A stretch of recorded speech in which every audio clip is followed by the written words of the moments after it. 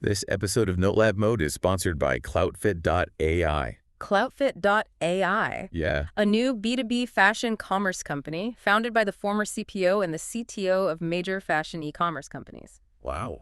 CloutFit.ai uses AI tools to help increase their clients' revenue by boosting user engagement. That's amazing. And speaking of using tools to get to a better outcome today, we're taking a deep dive into Solve for Happy by Mo Gaudat, Oh yeah, Mo Gaudat. the former chief business officer at Google X. Google X? He's known for his data-driven approach to life, Uh-huh. which is fascinating in itself, but it gets even more interesting when you learn he applied that same analytical mindset to happiness after a terrible personal tragedy. Yeah, the loss of his son. It's a really powerful story, and it forms the foundation of his exploration into happiness. And what's great is that we're giving you the NoteLab Mode shortcut today. The shortcut. The key takeaways without having to read the whole book. Awesome. So to kick things off, let's talk about one of the most memorable takeaways. Yes. The happiness equation. Definitely. On the surface, it sounds deceptively simple. Godot says happiness equals events minus expectations. Yeah, Mm, that sounds pretty straightforward. But I'm guessing there's more to it than meets the eye. absolutely. It's not about lowering your expectations to be happy all the time because, let's face it, life is going to throw curveballs. It's more about lining your expectations with reality. Like, imagine you expect to get a promotion every single year. That's probably setting yourself up for disappointment. Right. It's like expecting a sunny day every day. It's just not realistic. So how do we get better at setting realistic expectations? Well, Godot talks about 7 blind spots that distort our perception and lead to unrealistic expectations.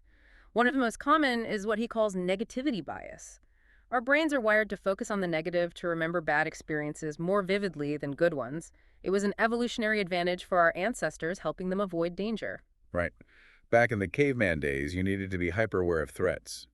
But nowadays, that same negativity bias can make us overly pessimistic and anxious. So how do we overcome that? It's not easy, but Godot provides some tools. He talks about deliberately focusing on the positive, practicing gratitude, and challenging those negative thoughts that pop up. It makes you wonder about the role of control in all of this. If our brains are kind of hardwired to focus on the negative, how much control do we actually have over our happiness? That's actually Godot's next big point. Control is largely an illusion. And this comes directly from his personal experience. He was meticulous about planning every aspect of his life, career, finances, family. Even his kids' summer vacations were planned down to the last detail. Wow. So he really believes he could control everything. What happened? Well, as we mentioned before, tragedy struck with the sudden loss of his son. This was a huge wake-up call for Godot. It forced him to confront the reality that no matter how much we plan and organize, there are things we just can't control. That must have been incredibly difficult for him. So if we can't control everything that happens to us, what can we control? Godot argues that we can control our reactions to events, our interpretations, and ultimately our perception of reality. He introduces the concept of black swan events, those huge, unpredictable occurrences that completely blindside us, like the 2008 financial crisis, for example. Yeah. No one saw that coming. Yeah. So even if you're super organized like Gaudat was, these black swan events can still throw you off course. Right. And then there are the butterfly effects, those seemingly insignificant events that can have massive consequences down the line. It's like the saying, a butterfly flapping its wings in Brazil can cause a tornado in Texas. It highlights the interconnectedness of everything and the limits of our ability to predict and control outcomes. That's a great way to think about it. So if we connect this to the listener, it might be helpful to think about a time when something seemingly bad actually led to something good in your life. It's a reminder that even when things feel out of control, there might be a bigger picture unfolding that we just can't see yet. Absolutely. And speaking of things we can't always see, let's talk about what Godot calls brain chatter, that constant stream of thoughts and anxieties that can really take over sometimes. Oh yeah, that inner voice can be relentless. It really can. Godot describes it as a separate entity, almost like a little thought machine that's constantly churning away in the background. And sometimes that thought machine can be incredibly helpful, Right. but other times it can get stuck in a loop of negativity and worry, Yeah. making it really hard to focus on the present moment. So how do we actually quiet that mental noise? I've tried meditation, but I find it hard to stick with it. Well, meditation is definitely one approach, but Godot offers some other practical techniques that might be easier to incorporate into your daily life. Okay. One that really stood out to me is the Bring Me a Better Thought exercise. It's based on the idea that you can actually train your brain like a muscle Like a muscle. to focus on more positive thoughts. Okay. I'm intrigued. How does it work? It's pretty simple. You start by creating a happy list, a list of things, big or small, that bring you joy. It could be anything from spending time with loved ones Okay. to listening to your favorite music or even just enjoying a cup of coffee in the morning. Right. Then, whenever you notice yourself getting caught up in negative thoughts, Yeah. you consciously shift your attention to something on your happy list. So it's like intentionally redirecting your thoughts towards something more positive. Exactly. It's not about ignoring or suppressing negative thoughts, but rather about training your brain to focus on more uplifting ones. Yeah. Over time, this can actually change the way you perceive the world and react to situations. That's fascinating. It makes sense, too. Mm-hmm. If you're constantly dwelling on negative thoughts, it's going to color your entire experience. But if you can shift your focus to the things that bring you joy, even for a few moments, it can make a big difference. It really can. And another technique Godot talks about is observing the drama. Observing the drama. It involves detaching yourself from the thought and seeing it as a separate event, like a play unfolding on a stage. Okay, I can see how that would be helpful. It's like creating some distance between yourself and the thought, so you don't get so swept up in the emotion of it. Exactly. It allows you to observe the thought without judgment and see it for what it is, just a thought, not necessarily a reflection of reality. Right. This can help you break free from those negative thought patterns and regain a sense of control over your mind. So we've talked about the happiness equation, the illusion of control, and taming that thought machine. But I'm curious to hear more about Godot's perspective on the role of love in happiness. That's a great segue because love is absolutely central to Godot's philosophy. Wow. And he's not just talking about romantic love, but a deeper, more expansive kind of love Yeah. that encompasses love for yourself, for others, and even for the world around you. Unconditional love, I guess you could call it. But how does he connect love to happiness? He argues that the more love you give, the more you receive. It's not about keeping score or expecting anything in return, but about cultivating a sense of abundance and connection. Yeah. And it's not just a feel-good sentiment. There's a real economics of love at play. Okay. I'm really interested to hear more about this economics of love. What does that even mean? Well, Godot suggests that love operates on a different set of principles than traditional economics. In the world of love, there's no scarcity, only abundance.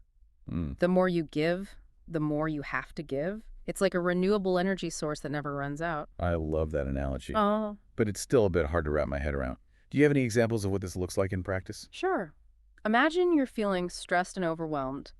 Instead of getting caught up in your own problems, you reach out to a friend who's going through a tough time and offer them your support. Yeah. By shifting your focus outward and extending love and compassion to someone else, you not only help them, but you also create a sense of connection and purpose for yourself. That makes sense. It's like that saying, the best way to cheer yourself up is to cheer someone else up. Exactly. And Godot even challenges readers to try what he calls a love experiment. A love experiment. It involves choosing someone or something that you wouldn't normally focus love on and making a conscious effort to extend love and kindness to them. Okay. It could be a stranger, a coworker you don't get along with, or even just a plant in your house. Wow. The point is to push yourself outside of your comfort zone and see what happens. That's such a cool idea. Yeah. I'm definitely going to try that. So we've talked about happiness, control, our thoughts, and love. Is there anything else we should touch on before we wrap up? Yes. There's one more key takeaway I want to highlight, and it's something that ties everything together. It's the idea of living in the now. Ah, yes, the elusive present moment. I hear it's the key to happiness, but I find it so hard to actually stay present. My mind is always racing ahead to the next thing or dwelling on the past. I think we all struggle with that to some extent. Our brains are wired to constantly analyze, plan, and worry. But Godot makes a compelling point, backed by research, that people are generally happier when they're focused on the present moment, regardless of the activity. So it doesn't matter if you're doing something you love or something mundane. The key is to be fully present in that moment. Exactly. And it connects back to the happiness equation we talked about earlier. When we get caught up in the past or future, that's where expectations run wild and happiness becomes more elusive. The present moment is all we truly have control over. It makes sense when you put it like that. But how do you actually practice living in the now? I mean, it's easier said than done, right? It definitely takes practice, but there are some simple exercises that can help. Godot talks about the full awareness test. It's a quick way to reset your brain and reconnect with your senses. Tell me more about that. Sounds interesting. It's really easy. You just pause for a moment and focus on your 5 senses. What do you see, hear, smell, taste, and feel in this exact moment? It's a way to ground yourself in the present and break free from those mental loops that take us out of the now. It sounds like a mini meditation you can do anytime, anywhere. Exactly. And Godot also emphasizes the importance of scheduling regular me time. It's not selfish, it's essential for our mental well being. Even small breaks from technology can make a huge difference. Yeah, I think a lot of us can relate to feeling overwhelmed by technology these days. Taking a break from our devices even for a few minutes allows us to reconnect with ourselves and the world around us. Absolutely. It creates space for stillness and reflection, which is so crucial for happiness. So we've covered a lot of ground in this deep dive into Solve for Happy. We've talked about the happiness equation, the illusion of control, taming that inner thought machine, the power of unconditional love, and the importance of living in the now.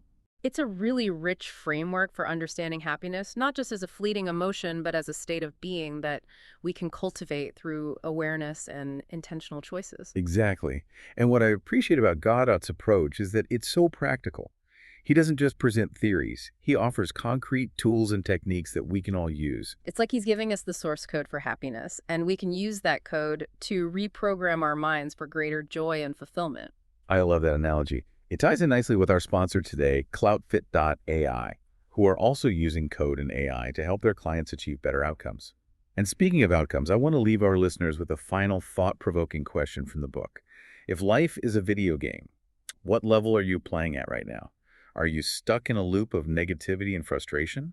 Or are you approaching life with a sense of curiosity and joy? And remember, you don't have to conquer the game, just enjoy the experience. Beautifully put. If you enjoyed this deep dive into Solve for Happy, why not level up your life and share this episode with a friend?